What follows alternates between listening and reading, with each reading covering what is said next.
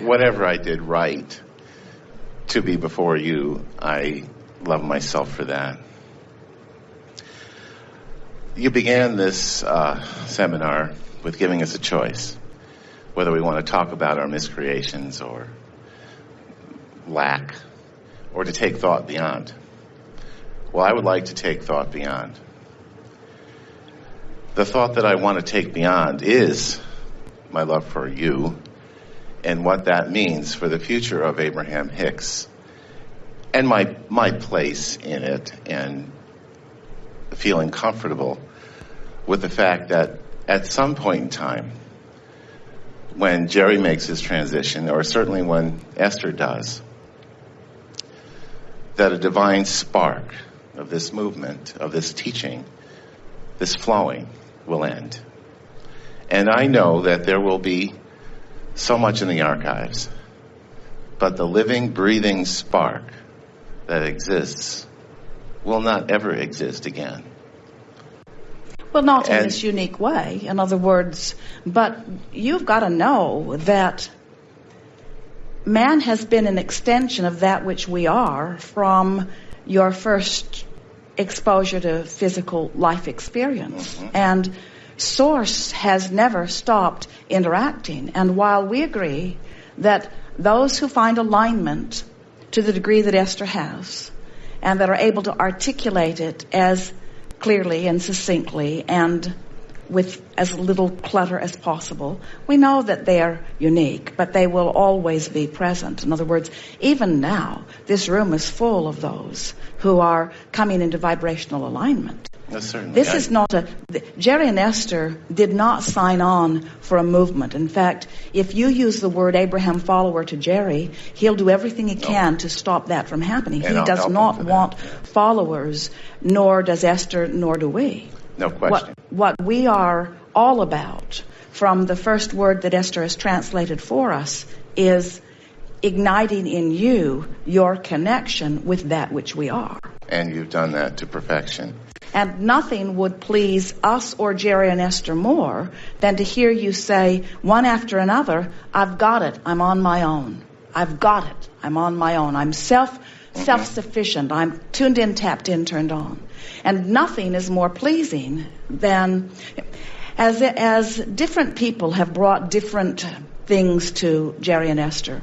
Some from religious science church, some from unity churches. Actually, we say from literally every church that exists on the earth, there are points of compatibility with that which is happening here. But sometimes people will bring something like that, and they will say, we are trying to hold this. We're trying to hold it in its purity. And we say, then it is dead. We're trying to take these precepts that have been laid out by those who have figured it out, by the Esther of that religion, by the root of that religion, by the Christ, by the Buddha, by the Muhammad, by the whoever it is. We've tried to take what they have written and we've tried to hold it steady and true. And we say, then it must die, because nothing can stand still. Everything must evolve. And this leading edge environment that you are upon is continually evolving. Nothing thrills Jerry or Esther or Abraham more than for someone to take the basis of what they are living and learning here and apply it through their own guidance system, and then reach for something that has never even been discussed in a forum like this under the title of Abraham Hicks, and to go far beyond. In other words, this is not the end of anything. There have been teachers before us, and there will be teachers after us in this way. This is just one of the steps along the way. Please do not try to make it more than that. Okay, I understand that. I really do. And what we have here is as unique as a fingerprint. There will not be another like it. And what I want to raise appreciation for and knowing is that there is not another being on the planet that appears as love to me better than Abraham Hicks. And that this, like a stone thrown into a pond, radiates out further and further for generations.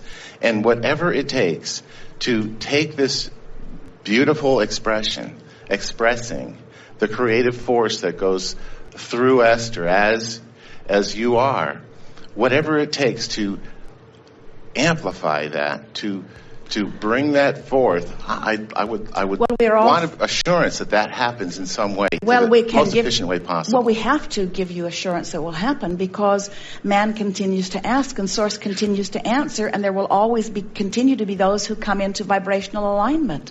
But do you not see that what continues to happen when someone seeks to preserve something is that it becomes the reason for the battle? More people die in the name of preserving the truth of their only religion, and we are expressing the opposite of that.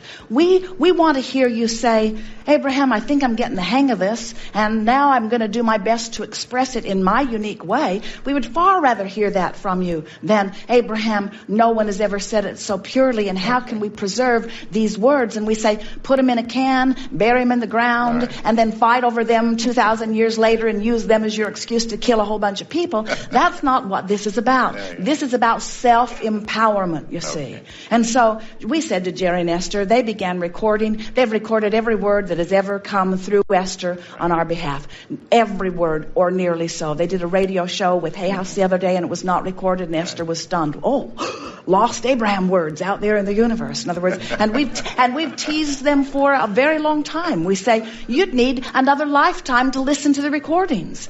In other words, they cannot possibly, no one could possibly keep up. Some try, gluttons that they are.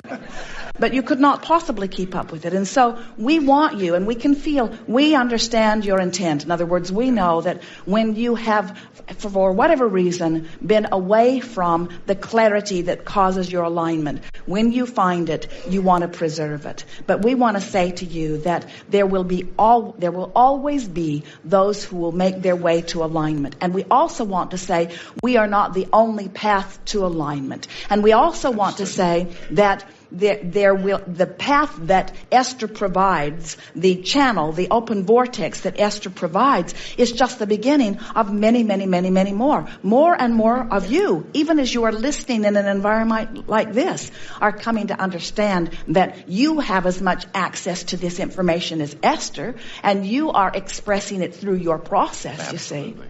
Esther's discomfort, and some of this you may be getting a little bit from Esther's discomfort. It is annoying to Esther to have someone listen to the recordings and then write a book from the recordings and then conveniently leave Esther and Abraham and Jerry out of the equation. That is annoying. It's also annoying to see a book that is written that is full of the terminology that Esther has found over 20 years of honing to find expression for, and then have them quote Gandhi and a bunch of dead people who never said those words, while they are leaving Abraham out, who did say those words. But each time she feels that discord within her, she knows that that discord is keeping her away from what she knows to be. In other words, she knows that she cannot be annoyed at them no matter what they're doing and be in alignment. And then she realizes that when she finds the vibration of Abraham, when she becomes a vibrational match to that which is source energy, it doesn't matter how anyone hears. Self-empowerment is the message that we all speak. And wouldn't you just love it? Won't it be an extraordinary environment when so many more people who surround you are feeling worthy rather than unworthy? Won't it be a wonderful world when the majority of people who surround you look at you and don't feel insignificant, but see their significance reflected back in you? Don't you just want everybody to know how good they are, you see? I do. And so, to bring this to the place beyond, the thought beyond that I come forth this afternoon to speak to, all of the great things of the world, this ship is a good example, the Hoover Dam, all great technology were taught in schools and go on to create more and better and beyond. And I don't see the work of Abraham Hicks any less significant than that. And it is more significant, and it is being taught in a different way. Absolutely. In other words, you can't teach this in a restrictive environment. You can't go to an environment that's based upon comparison. You can't go into an environment that believes in conditional love and teach unconditional love. They just don't get it. That's why this mass that is expressing as a result of this basis that you're talking about is so exhilarating. In other words, it is the epitome of a grassroots movement. And we want you to understand that we're not speaking of it in a way where we're wanting you to even say, we certainly are not saying that this is a movement that everyone will eventually be a part of. That isn't what we mean at all. What we mean is that the laws of the universe are established in such a way that individual life experience is selfishly oriented, and every perspective emphatically cares about how it feels.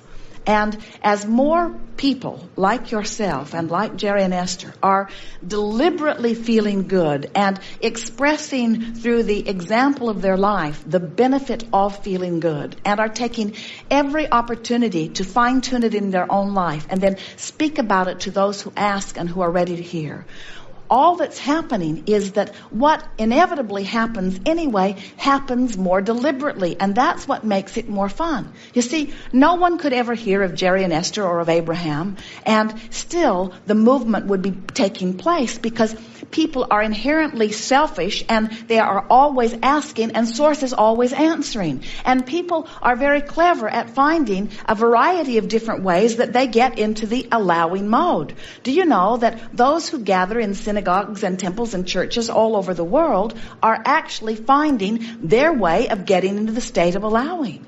And it does not matter to Source what excuse they use to allow. In other words, whatever floats your cork, whatever rings your bell, whatever you can do to feel better in your moment, then you are allowing, you see. And then here's the big picture. And here's the thing that you're sort of stewing over. And we understand your feeling about this. But first we want to say that Esther will outlive almost all of you. In other words, she is here with the intention of doing this for a very long time. And Jerry has already outlived most of you. In other words, there's no ending to that which he is either. And so what we're wanting you to understand is that all of you are going to die. You're going to croak. All of you are going to reemerge into non-physical. And all of you are going to reemerge back into physical. And all of you are going to find your path again. And each time you come back, because of what's taking place here, it will be easier and easier and easier and easier for you to find your path. But you know what? You're not looking for easy. You're looking for variety. You're looking for contrast. You're looking for reason to desire. Because you're hooked on what we're hooked on. You know what that is? We're all hooked on the eternal nature of our being, you see. That's right. And so you cannot get up to speed with who you are if you are for 1 minute worrying about your longevity or Esther's longevity or Jerry's longevity, because that's not a vibrational match. You are eternal. There is no reason to worry about longevity. And we're not going anywhere. We're just getting bigger and louder, you see, and easier to find and easier to hear. And the nucleus of your planet is becoming more and more receptive to this. In other words, these are the best of times. Jerry and Esther could walk the plank tomorrow, and as far as any of you would be concerned, not another word would be uttered through this format, and it would not matter at all, not because the archives have been preserved, but because the word is out. Thank you. Excellent.